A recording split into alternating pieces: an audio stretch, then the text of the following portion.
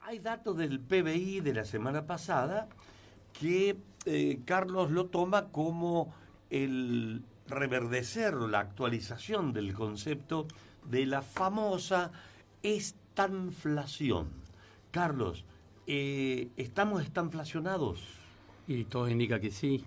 En realidad el dato de la semana pasada oficial es que la medición interanual de la actividad económica del país arroja, con datos de febrero, una caída del 2,1%. En realidad, ¿te acordás que el gobierno viene hablando de crecimiento económico estadísticamente? Y hemos dicho tantas veces, Miguel, hay sectores que están yendo para adelante, otros que van para atrás. Está claro que la minería, la energía, el petróleo van para adelante, que vos acabas de mencionar, una cosecha muy importante, ¿no es cierto?, comparada con la del año pasado. Todos esos son los factores positivos, digamos, que hablan de crecimiento económico, pero por otro lado está claro que hay sectores que están para atrás, todo el sector industrial, todo el sector comercial, la construcción y agreguemos los servicios, salud, educación, por ejemplo, son sectores que están claramente en peores condiciones que lo que estaban de hace 2 años atrás.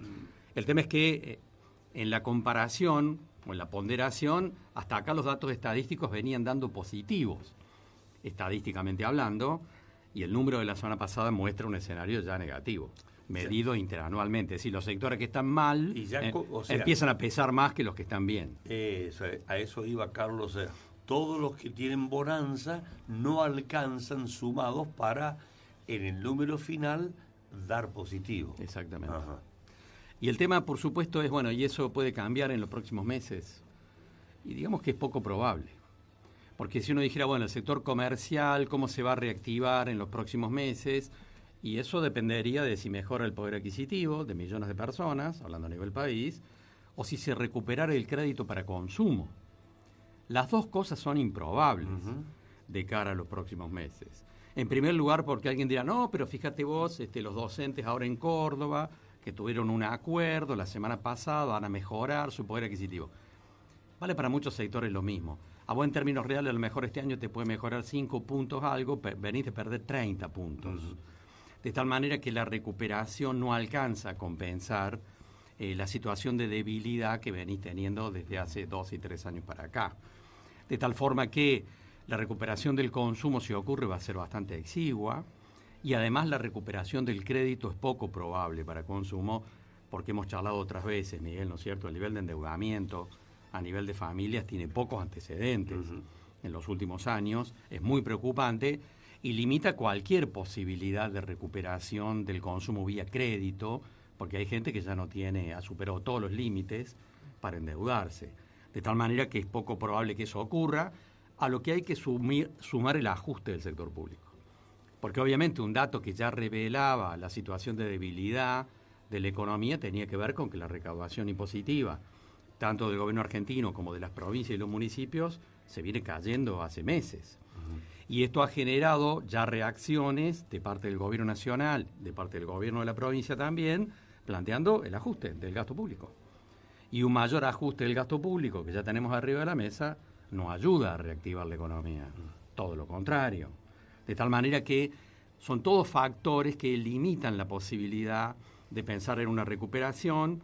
Alguien que nos está escuchando dirá, bueno, pero acabamos de decir que la cosecha vino muy bien y eso tiene un efecto derrame, porque obviamente el sector agropecuario va a salir a pagar cuentas, se va a mover la economía.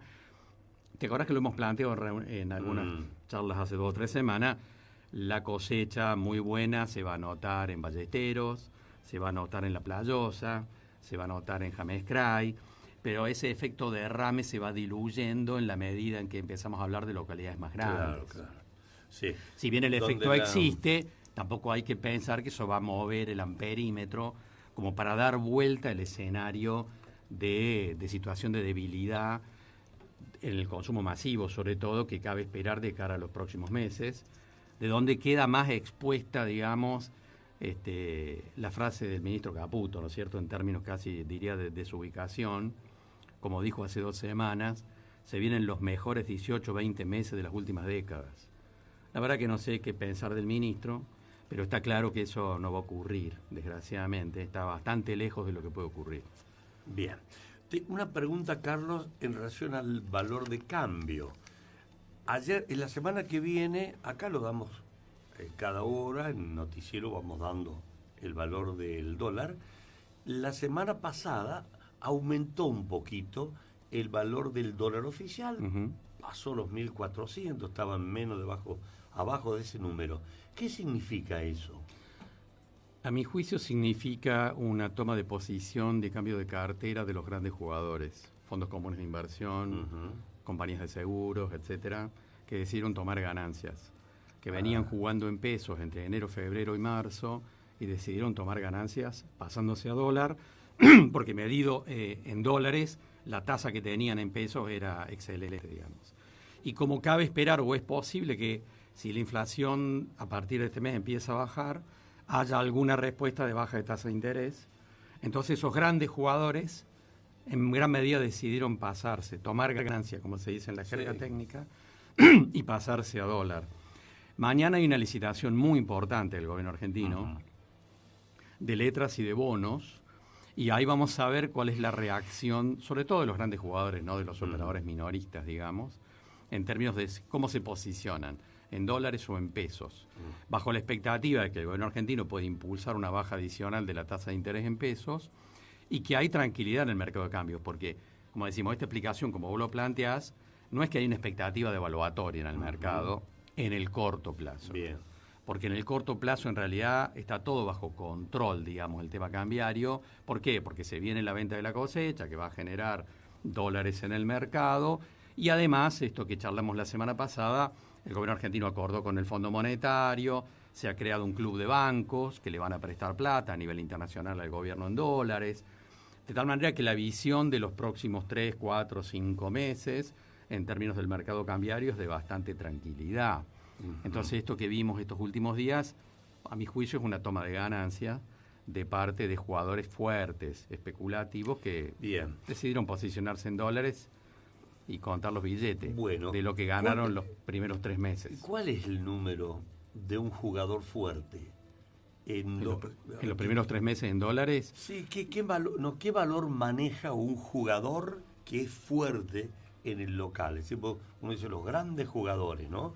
Sí, compañías de seguro, fondos comunes de inversión, bancos. ¿Con qué número de millones? ¿Con cuánto? Y una compañía de seguros mediana sí. te puede estar moviendo una cartera de 10.000, 15.000 millones de pesos. Ah, la perinola. Obviamente, claro, estamos hablando de carteras importantes de inversión. Sí, pero son medianas. Medianas, sí, o sea, por que supuesto. Hay jugadores más importantes, hay jugadores más fuertes. Hay jugadores de 50.000 millones. Sí, por supuesto. Hay carteras que mueven esa cantidad de plata. Y por supuesto, para ellos una diferencia de algunos puntos. Claro, que es muchísimo dinero. Un puntito es un puntito. Para una ahorrita, no, porque estoy pensando en una ahorrita que tiene un fondo de inversión metido con 40 millones de pesos, 50 millones, 100 millones de pesos, claro. Ve que se le empiezan a venir para abajo 2 puntos y se pone en alerta. Pero claro, acá 2 puntos para quien tiene moviendo 50.000 millones es mucha plata. Quien apostó, digamos, grandes jugadores en el mercado nacional que jugaron en pesos, no en plazos fijos, en LECAPs y otros instrumentos, en letras y en bonos, durante enero y febrero y marzo, y ahora en abril tomaron posición comprando dólares, y en promedio te diría que son actores que han ganado tal vez 15% en dólares en 3 meses. Una rentabilidad que no existe en ningún lugar del mundo. Bien. Bueno, y la última, Carlos, ya te dejamos ir. Menos de 3,4 la inflación de abril. Sí, porque vamos a tener muy probablemente estabilidad. Ha habido una estabilidad del precio de la carne, que fue un jugador fuerte, el precio en marzo, que subió y movió el precio de los alimentos.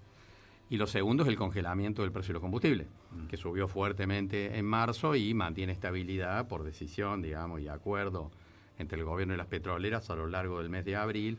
Esos 2 elementos están mostrando un escenario donde la inflación tal vez de abril, creo que claramente se va a situar debajo del 3%, depende de las consultoras que están opinando, la inflación podría estar entre el 2,5, el 2,7 en el mes de abril. Esta es la opinión casi te diría generalizada entre los consultores que trabajan los temas estadísticos, pero tampoco cabe esperar que después siga bajando sustanciamente, digamos, en los siguientes meses. O sea, y ese 2,5 que está duro que venga para abajo. Es muy poco probable que en los próximos 3, 4 meses la tasa de inflación se sitúe debajo del 2%. Poco probable.